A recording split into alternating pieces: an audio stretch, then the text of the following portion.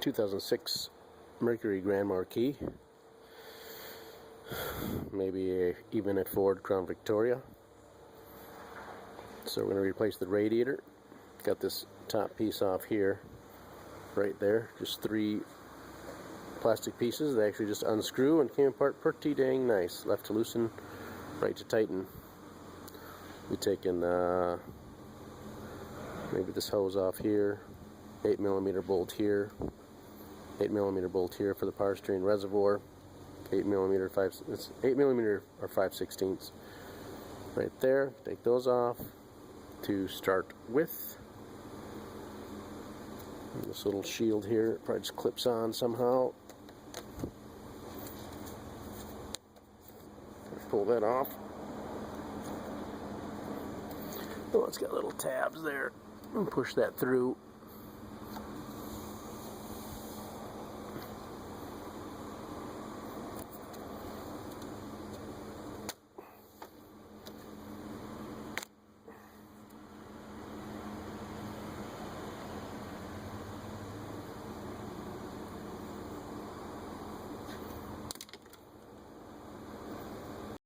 Moved underneath the vehicle. It might be easiest to take this clamp off here with your pliers, take it off, and this hose going up to the bottom of the overflow jug. Then you can lift this whole hose up and make it easier. Well, maybe you don't even need to take it off. There's a clamp on the bottom of the overflow jug, and you maybe don't even need to take it off once this clamps off to get the radiator out. But we can get this out of here. You can see the slots. Cooling fan assembly just drops in a slot. Same on the other side. This is a 19mm wrench on the drain for the coolant, so maybe you just want to loosen that up and start the coolant draining if there's coolant in it. Turning it, and stuff does come out. There we go. We'll drain this and pull the lower hose off. So while the coolant's draining, we're going to go ahead and disconnect the electrical here. Push that tang down, pull that off, like so. And then there's 2 8mm bolts. There's one here, one on the other end as well. We'll get those off. And it might be easier, a little easier to move this jug out of the way to get to the second one over here. It's just down below these AC lines. But if you have some extensions, if you're using air tools, it won't be bad to get to it all. Right there. So that's what we're working on while the coolant's draining. Do what we can up above. We're down here also with the 8mm bolts, removing the bolt for that holds the radiator in place. It's a little U-strap. Goes like that. Get that bolt out. There's also a 10mm bolt here, already took out. Just use a regular wrench and it screws into the radiator, holding the condenser onto the radiator. No screw over here, but it does fit into a notch here. And we'll get that other 8mm bolt out, and you can kind of see the U-shaped device here. Pull that out and roll it out. We're still waiting for the coolant to drain.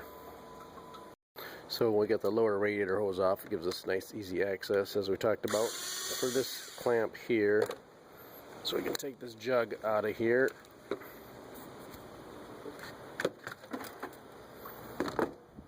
Give us some more space to take out our cooling fan assembly. Oh, it's got the holding device here for the transmission lines, so I need to disengage the transmission lines from these white clips, or just pull the whole assembly out of the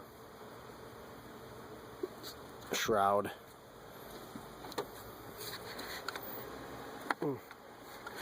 So that's what I'm going to work on next. And the fan shroud is out.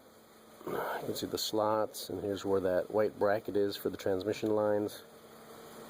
Slots, lower hose holder, and all that good stuff right there. You can see the clip right here. It's a tight fit. get some space to work with now. Now I did lift this one over, and the other end, it does seem to be fitting into a slot, but I cannot for the life of me right now lift it up and out. So, and the same with the other side. It has not been easy to lift this up and out of here, so good luck to you. Maybe I'll have some tricks after I get it done. Right now, live, this is not coming out very easy for the radiator. There we go.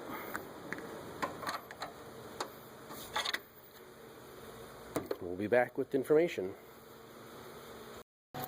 Okay, so I have determined we're going to need to take the all the connections apart and take this out as an assembly.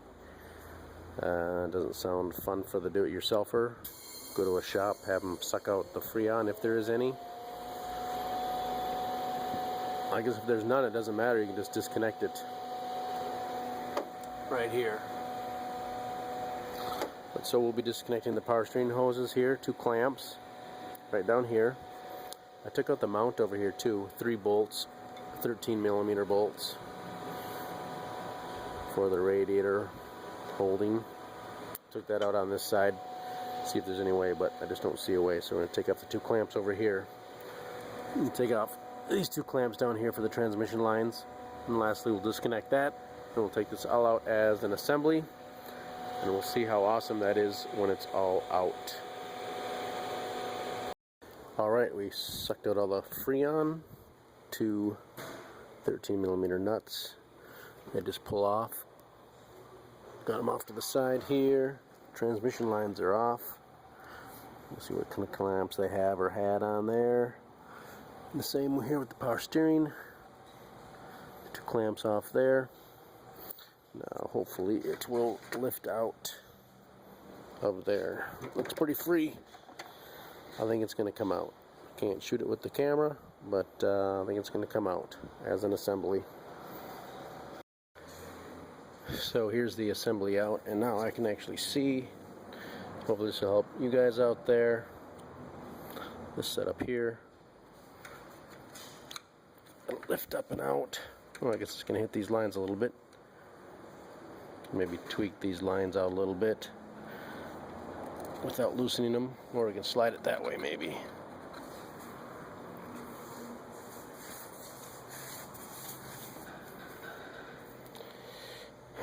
What a pain. Clip right here, and hopefully pull that out. Ugh.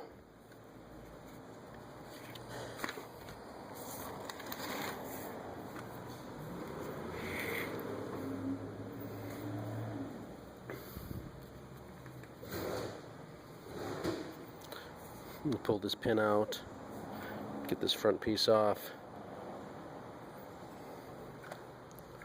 lift a power steering cooler assembly out of there.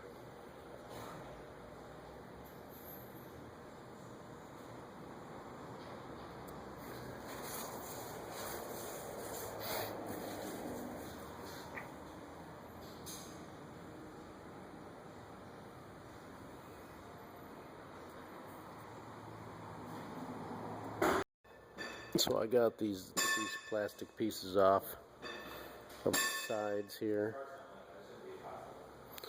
Got this off. I just slid up out of the slots. Did hold this over to the side to get this side out. Pushed over like that. Took the other plastic piece off there as well. And now this needs to slide to the left because it slides in the bottom here. Slides in here and slides in here, so we're just gonna slide it out.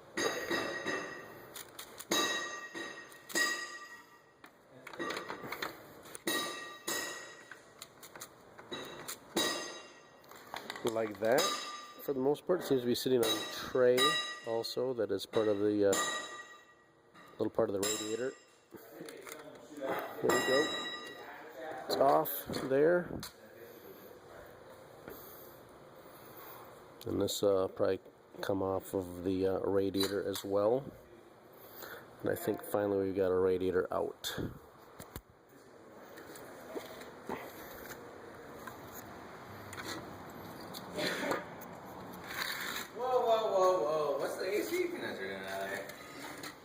It's all interwebbed.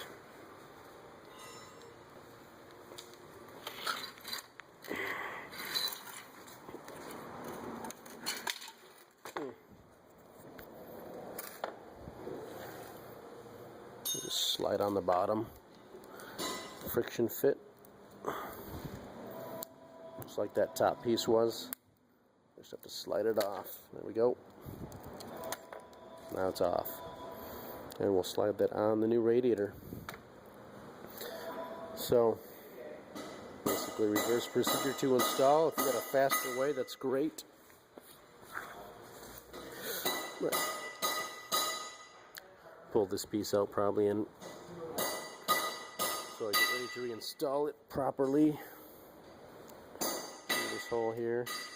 That's replacing your radiator on your Ford or Mercury, Crown Victoria, or Grand Marquis. You can squeeze these two little things together on the back side from here. Right back in there, you can squeeze it and pull it out. Here's the two pieces that's a little bent. The theory, I think. Just to fit in there like that. Didn't really want to. I knew it was supposed to be like this, but I still couldn't get it to lift out, so I had my difficulty with it. Perhaps you will find it real easy, and I hope you do.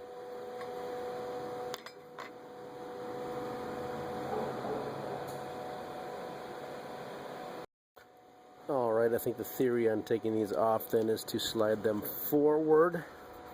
Slide it forward. Can't even do it. There we go. Slides forward. And then we can lift it out of its slot. That's the theory, I think. I'm now installing it, but putting it down and then sliding forward, I think, is how it's supposed to work. So I hope that helps you taking them apart. Just a pain over here because there's not a lot of space, but same theory. We filled this with about, got about 1.5 gallons of Ford Gold coolant in here. Now, I'm not really seeing any bleeder screws. Maybe take a heater hose off. I didn't do it yet. However, filled it up to the tip top here basically, and then I ran it for 3 or 4 minutes. Saw the temperature gauge was climbing, however getting no heat out the vents. You'll set your temperature on hot inside the vehicle and try and get some heat out of the vents. So after, I don't know, 3 or 4 minutes of running, about 2,000 RPMs, I'm going to shut it off, let it cool off. Hopefully it'll burp itself of air pockets, and then in about 15-20 minutes I'll open up the cap and recheck it. If it's still full, then I might just go ahead and pull one of those hoses off so I can bleed the air out of the engine, which can happen. So, but I did not want to take the hose off. I'd rather not mess with those if I can help it, but I don't want to take those off because I don't want to get coolant down along here where the coils are. That can cause misfires. So that's where I'm at. So I did go ahead and take off this because it was the coolant had not gone down, so there's an air pocket in there somewhere. This is a great place to bleed it, nice and high. Try not to smash this all up if you're taking this off. Try and give it a few twists and turns. It can be tough. Things can be stuck on there really well. I do have a hook tool that goes inside there and gets between the metal and the hose to break it free. Very handy tool. So now we got our coolant has gone down, and we can add coolant and maybe wait for it to come out. Yep, I've added almost another gallon and nothing's coming out, so maybe 2.5 gallons of coolant on here. What you can do too is maybe hold this up like this and pour it in this hole until that gets to the full mark where it's supposed to be. And look inside there too, it's up pretty full right now. So I might just add some coolant here or some water because I got enough coolant in there. This might be the last tip then, showing you how it's done to add coolant to your car. Get rid of the air pockets.